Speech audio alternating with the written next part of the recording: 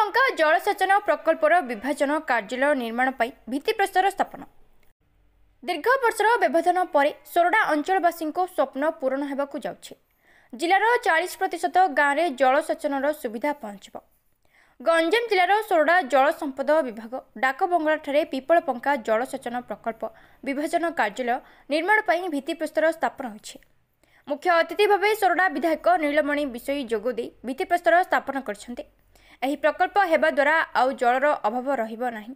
पीवा पानी ठारू आरंभ करी जमी को जलसेचन सुविधा होई परिबो बोली कहिसन्ते विधायक।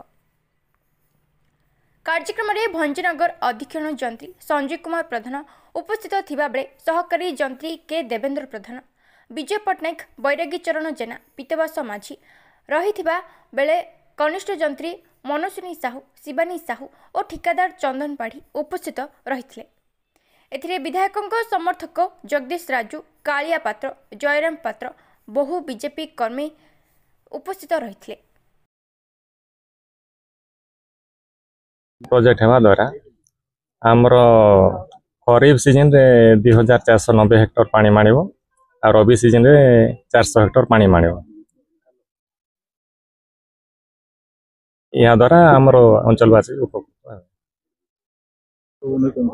देखो सोरडा गोटे एसपी पिपलपंका गोटे इरिगेशन प्रोजेक्ट होची मेगा प्रोजेक्ट। से प्रोजेक्ट हेबा फल सोरडार इरिगेशन सिस्टम टाको 40% पानी जोगाई दिया जिवो। 60% जिलार किसी शहर को पीवा पानी में जोगाई दिया जिवो। ए उद्देश्य प्रोजेक्ट होची। ए प्रोजेक्ट अनेक दिन स्वप्न थिला सोरडावासी एवं कांग्रेस आज बीजेपी पर्यंत 3 दिन दल समस्त उद्यम थिला। तो आज आम सरकार आसला सफल रूपायन में पहुंचा जाऊँगी। आम भी चेष्टा कर सफल अतिशीघ्र हम लोक मैंने जलसेचन जल पाइबे, जमी पानी पाइबे 40% सिस्टम पीवा पानी बाहर को जीव।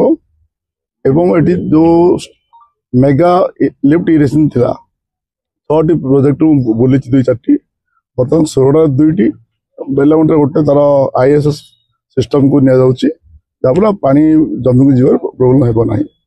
आम चेष्टा कर इरिगेशन सिस्टम टाक डेवलपमेंट करें। तो कृषक कला मेरुदंड समाज कहतु कि देशर कहतु कृषक विकास ना हम तो देश विकास हो पार। कृषक विकास में मुझे तत्पर अच्छी सोरडा माटी कृषक मान विकास आगे जहाँ दरकार पड़े करूँ।